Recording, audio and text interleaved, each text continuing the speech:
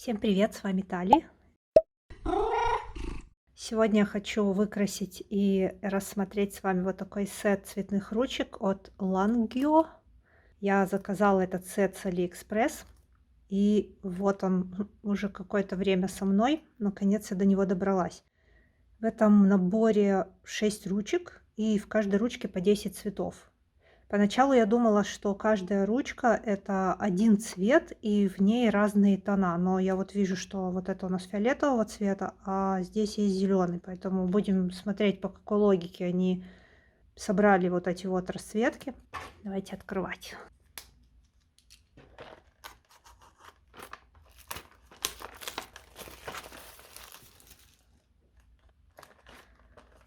Вот здесь они называют эти наборы цветов красно-желтый, это Моне, то есть в основном розовые. Это телесные цвета, яркие открытые конфетные цвета.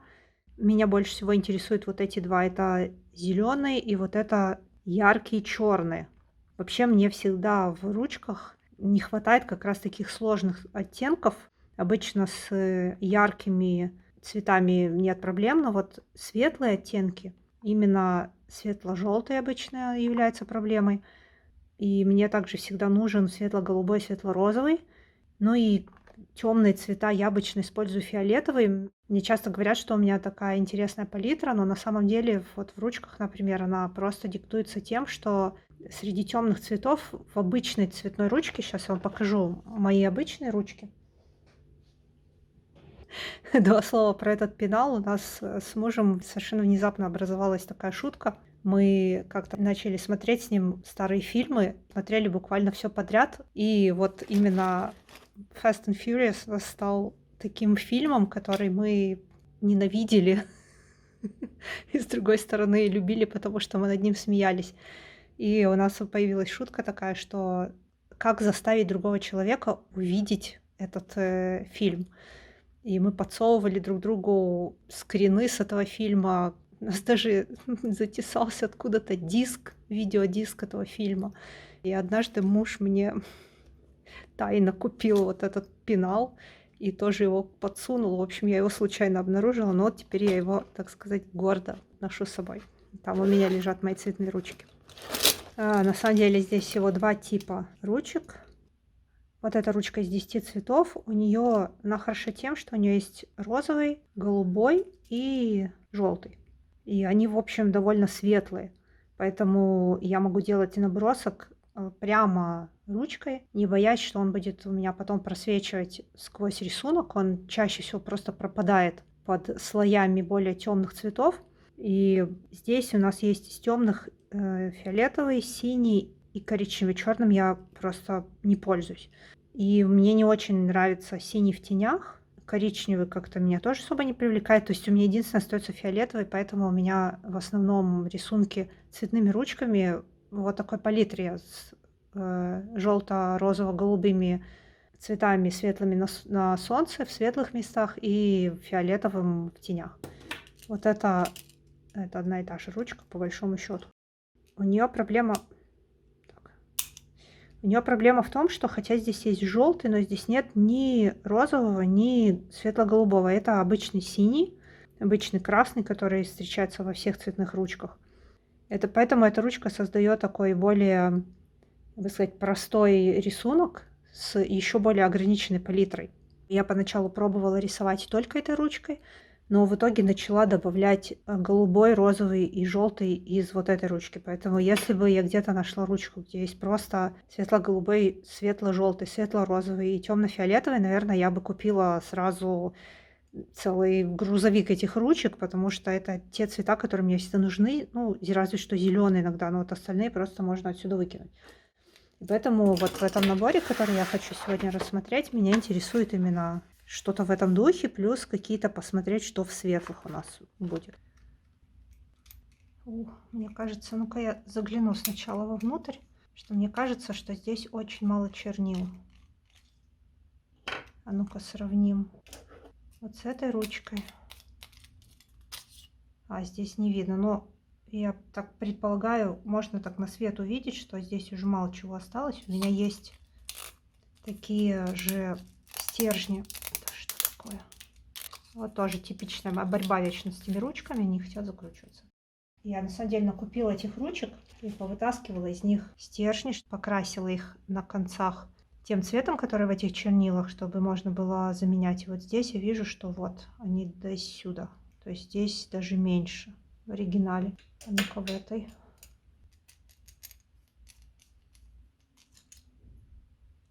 Я боюсь это вытаскивать. Не знаю, смогу ли я потом это обратно засунуть. Еще, конечно, очень странно, что она где-то здесь не раскручивается. А вот это какая-то довольно подлая система, я бы сказала. Потому что хотелось бы все-таки эти ручки быть в состоянии эти стержни менять. Ну, что есть. Я их все покупаю в детских магазинах, потому что вот у меня есть одна ручка, которую я купила в профессиональном художественном магазине. Вот она. Я там воображала себе, что она будет какая-то фантастическая, не знаю, что я от нее хотела, но как выяснилось, цвета у нее оставляют желать лучшего. Желтый абсолютно такой же, как коричневый, что самое интересное. То есть, и при этом она ужасающе скрипит. Эту штуку поворачиваешь, то есть еще система такая, что нужно нажать, чтобы стержень появился, и потом повернуть, чтобы он ушел обратно. И вот этот скрип бесконечный. Самая большая причина, по которой я этой ручкой, вот, ну, прям мне рука к ней не тянется. Так, не одинаковое количество. В общем-то, это все ожидаемо, потому что ручки это не та вещь, которая, ну, является профессиональным инструментом художественным. Я ожидала, что желтый будет немного светлее. Потому что, опять же, как я говорю, вот в ручках светлый это очень редкая вещь. Вот здесь желтый, светлый, он такой же, как вот этот желтый. Это из моей любимой ручки. Можно сказать, что он практически такого же цвета, чуть поярче. Вот этот уже желтый второй. Вот этот желтый, он уже больше на коричневый похож. Ну и я чувствую, что все эти красные сейчас будут примерно одинакового цвета. Неплохой такой сложный красно-коричневый. Это тоже интересный цвет. О, вот и розовый. Но мне кажется, он ярче. Да, этот цвет чище, этот темнее. Вот не ярче, а темнее, чем в моей любимой ручке. Чистый красный. Это не редкость.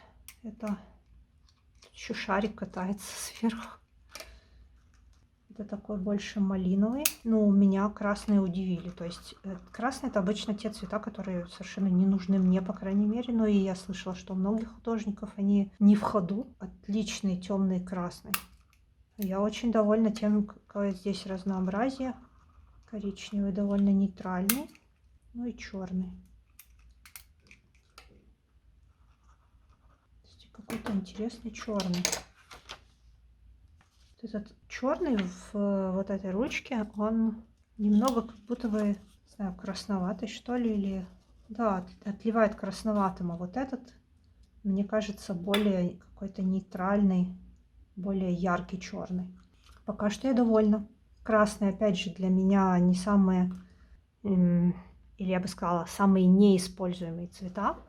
Здесь в них есть достаточно большая разница, что, в общем, приятно, потому что обычно в больших наборах, когда видишь много цветов, например, много красных, много синих, они очень часто, особенно красные, они бывают очень сближенные, и оказывается в итоге, что несколько цветов просто одинаковые. Но здесь я такого не вижу. Окей, займемся розовой. О, вот это светло-розовый, отлично. Вот это прям цвет для того, чтобы наносить скетч. Я и таким спокойно скетч делаю, он пропадает в итоге под слоями цвета. Но вот этот даже еще более светлый. О, вот это тоже похоже, очень еще светлее. Но он как-то вообще отлично для наброска. Но очень похожи цвета. Ой, это что-то еще более светлое. Понятно, это для цвета кожи. Что такое? Я не портретист, поэтому не могу точно сказать, хороший ли это набор для портретов. Я больше смотрю со своей стороны, не рисую пейзажи и животных. Поэтому, точнее, животных, но пока это коты в основном. Мне нравится количество розовых, потому что для меня, в принципе, не так важна вот эта разница в тоне, потому что любым из этих цветов я смогу сделать набросок, который затем потеряется под основным рисунком. Можно не бояться за какие-то неточные линии. То есть тут, в принципе, все очень светлое, но проблема также в том, что все эти светлые цвета, вот, например, здесь с легкостью можно набрать тон, ну, понятное дело, что сам цвет темный, но он как бы более жирный, он такой лучше закрывает бумагу. Здесь у меня такое ощущение, как будто ручка уже заканчивается. Но опять же, я в моей личной работе собираюсь это использовать больше как эти цвета, больше как подложку, чем как основной цвет. Но, конечно, какой-нибудь светло-розовый цветок, например, вот чем-то таким попытаться заполнить пространство так, чтобы этот цвет еще и видно было глазу, это будет, конечно, очень сложно. Вот, пожалуйста, еще несколько типа желтых. Вот эти два абсолютно одинаковые. Вот эти два одинаковые. Вот это что-то такое розово-желтое. Чисто желтый не пойдет, но опять же, вот все, скажем, да все эти цвета, кроме вот этого самого яркого и вот этих, то есть кроме этих трех, я буду использовать как скетч, для скетча. Тут что-то уже интересное, какие-то фиолетовые, это как они это назвали? Это, наверное, то, что они называют Моне, потому что, да, здесь фиолетовый, розовый, черный. Да, это Моне. Вот это был только что Skin Color. И до этого у меня был красно-желтый. Вот это красно-желтый, значит, а это Skin. Вот это у нас Моне. Опять все эти чудесные светло-розовые, какие-то бежевые. Вот эта часть ручек, наверное, действительно сделана для кого-то, кто бы хотел рисовать портреты ручками. Вот яркий розовый, красивый. Вот эти два могут вместе отлично смотреться. Кислотность подтянулась, хорошо. На самом деле кислотность в ручках может быть очень полезна, потому что самая большая... Ты не пишешь. Ну...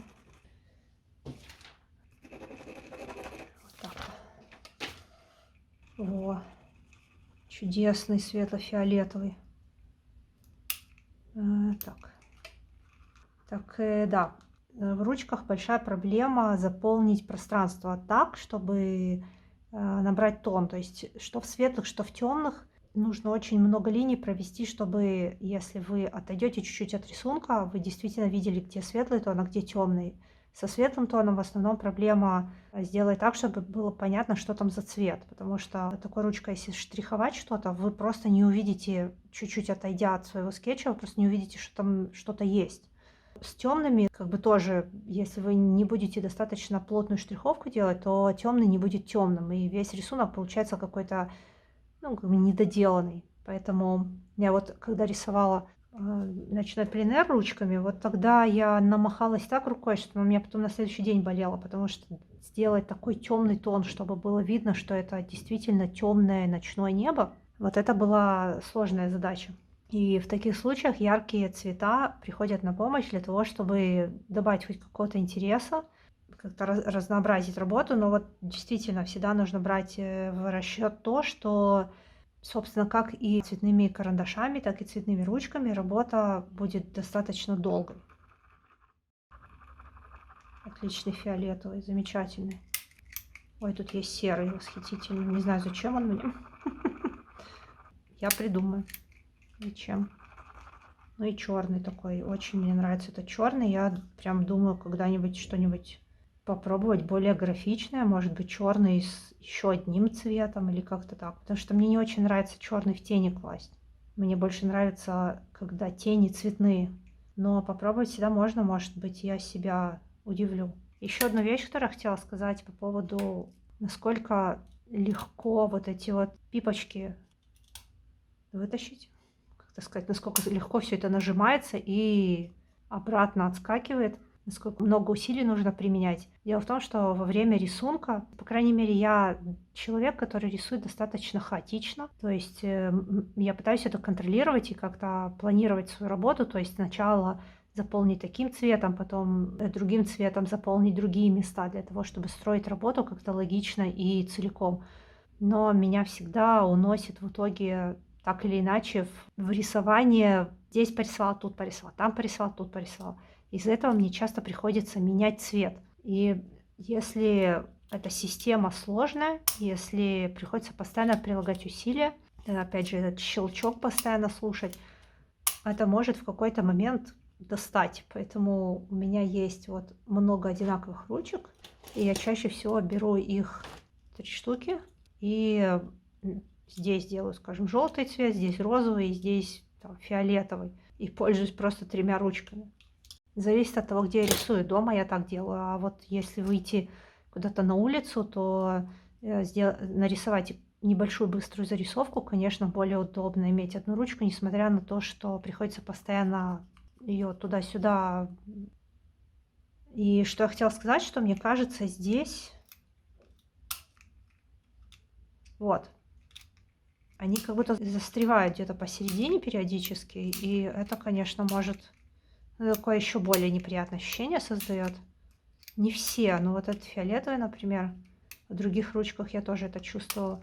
Кстати, самый приятный ход вот у этих. Вот тут просто все абсолютно просто, легко.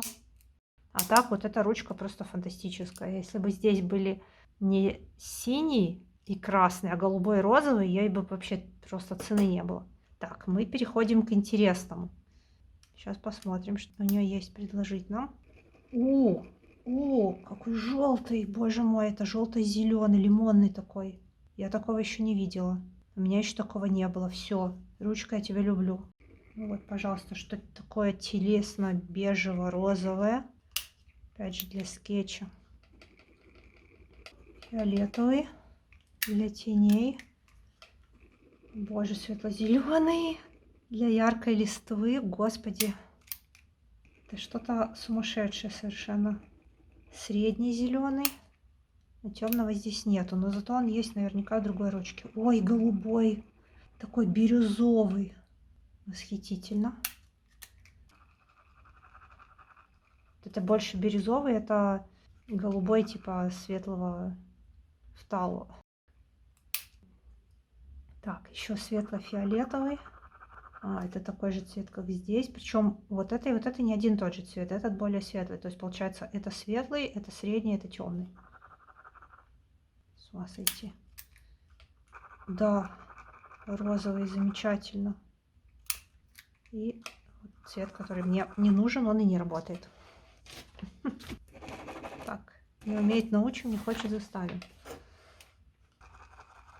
Что-то похожее вот на это. Но мне нравится, что это не дикий красный, который обычно в ручке. Цвет, которым 2 ставят в дневнике. А именно такой красивый розовато-светлый тон. Восхитительная ручка вот эта. У нее единственный минус, можно было бы сказать, нет темных цветов, кроме вот этого фиолетового. Но если взять ее и наверняка вот эту, будет просто бомба. Хотя мне, как всегда, хочется зеленых побольше. Почему-то красные, желтые, не, красный, фиолетовый, зеленый. Я возмущена. Может здесь, вот здесь будет. Какой интересный цвет. Вот мне нравится этот цвет гораздо больше, чем, например, вот этот. Потому что, когда я себе представляю какую-нибудь осень, она для меня больше вот такого, а это исключительно для каких-то отдельных мест. Вот этот сложный такой какой-то зеленый, приглушенный цвет, такой красивый зеленый. Ожидаю от него многого. Да. Оливковый зеленый, с ума сойти. Так, забираю свои претензии по поводу зеленых. Это больше, чем кто-либо мог мне предложить в цветных ручках. Еще бирюзовый, чудесно. Еще какой-то темно-бирюзовый должен быть. Да, вот они тени цветные. Теперь вот мне придется менять мой стиль. То у меня все тени были фиолетовые всегда. Теперь они будут разнообразны. Этим даже воду можно рисовать. С ума сойти, сколько бирюзовых. Вот, еще один цвет до того, как я выкрашиваю, скажу. Цвет, который очень сложно найти. У меня, конечно, нет очень дорогих материалов, но у меня есть достаточно дорогие материалы. Даже там бывает сложно найти цвет такой, как светлый ультрамарин, то есть очень светлый синий, но который не был бы вот такой, который бы уходил больше в фиолетовый, то есть такой более, я хочу сказать, теплый, потому что я все-таки обучалась на англоязычных ресурсах, поэтому для меня ультрамарин более теплый, чем фталу. Я знаю, что в русской школе классической говорят наоборот. Вот мне интересно, есть ли тут что-то такое, но я этого совершенно не жду, не надеюсь. И если не будет, то так и быть, ничего страшного. Так, это тот же самый цвет. Я не против иметь эти цвета повторяющимися, потому что они мне всегда нужны. Ой, какой кобальт. Это не тот синий, которым в тетрадке пишешь. Вот он, синий обычный. Это такой яркий-яркий синий. Восхитительно. Это что такое? Ну вот он, собственно, вот это синий, который мы просто в тетради пишем. Вот это, конечно, очень красивый цвет. Светлого ультрамарина здесь нет. Ну, что поделать, это так. Я уже понимаю, что это слишком сложные претензии, тем более к шариковым ручкам. Тем более, что просто восхитительно. У меня вот действительно к шариковым ручкам у меня требования очень ограниченные. Мне нужно, чтобы у меня были светлые, хотя бы один цвет светлый. И чтобы были какие-то темные. Например, тот же темно-фиолетовый. Я спокойно справляюсь с ним одним, но здесь в светлых тонах такое разнообразие. В темных я вижу уже тоже есть чем поиграть. А вот сейчас подойдем наконец к темной ручке. От нее я тоже жду достаточно многого. Так, этот зеленый больше похож на обычный зеленый в ручке. Ну, незамысловатый такой зеленый. Хорошо тоже пригодится, что если уж зеленый использовать. Это, наверное, что-то из того, что уже было. Нет, такого еще не было. Тоже какой-то другой. Я думала, это такой будет. Нет, совсем еще более приглушенный зеленый. Такой оливковый цвет, очень красивый, господи. Этими ручками можно просто живопись какую-то творить. Это что-то фиолетовое.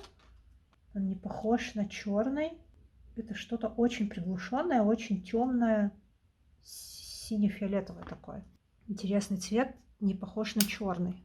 Вот это вот должен быть темно-фиолетовый. Этот более в красный, этот более в синий. Ух, с ума сойти. Я, кстати, должна сказать, что вот рисовать ограниченной палитрой, вот этой ручкой рисовать проще всего, реально. Вот для меня эта ручка, она рисует буквально сама за тебя. А вот здесь проблема ровно наоборот, очень много цветов, и я чувствую, мне тоже будет сложно именно из огромного разнообразия. То есть тут что-то надо выбирать. В общем, надо как-то себя, видимо, ограничивать в итоге искусственно. Интересно, что цвета темные. Я думала, они будут повторять вот эти, но нет. Вот это вот берлинская лазурь. С ума сойти. Это реально темный синий-черный такой. Серый, слегка в красный уходит, но он не черный. То есть вот этот прям нейтральный серебристый серый, а этот такой очень темный с краснинкой небольшой. Ну, черный, да, черный везде одинаковый. 4 черные ручки. Прям так и намекаю, что надо графикой заняться. Ну вот, полная палитра цветов. Мне самой интересно, какие из этих цветов я буду больше всего использовать, потому что у меня уже есть за эти годы наработался какой-то принцип, по которому я рисую. Я уже 100 раз сказала, что вот этой ручкой рисовать мне проще всего, потому что здесь есть 3 светлых оттенка, один темный и остальные яркие. Становится понятно, что светлые рисуй то ли желтым, то ли розовым, то ли голубым. Выбираешь с самого начала. Например, я могу сказать себе, я хочу сейчас сделать набросок желтым, и это будет основной как бы подтон всей работы. Или я могу начать делать набросок розовым, и тогда это, например, если я цветы рисую. Или я могу сделать набросок голубым, если я рисую какой-то пейзаж, особенно если он такой очень прохладный. И это определяет, в общем-то, работу, и мне не нужно думать дальше, потому что из ярких цветов, что у меня есть, ну, зеленый я могу добавить, если мне нужно. И в тенях, ну, фиолетовый. Могу для разнообразия, конечно, синий использовать или коричневый, или черный, но поскольку это не мои любимые цвета, то у меня сложилась палитра, и думать уже не нужно. Это очень приятный момент, когда не нужно долго размышлять о том, чем рисовать или какие цвета использовать, а просто смотришь на натуру, анализируешь ее и решаешь ее в своей любимой палитре, в своем любимом стиле. Конечно, так тоже можно застрять в одном и том же решении, которое применяется от работы к работе. И поэтому я люблю постоянно менять инструменты, менять цвета, чтобы не застревать в таких вещах и чтобы мне не было скучно.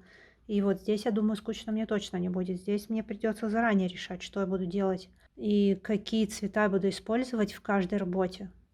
Вообще, конечно, я не ожидала такого разнообразия. Я думала, цвета будут очень похожи друг на друга, и это будут обычные чернила, красные, черные, синие и зеленые, которые мы привыкли видеть в любой обычной ручке. Но этот набор меня удивил. И сейчас я хочу порисовать кота.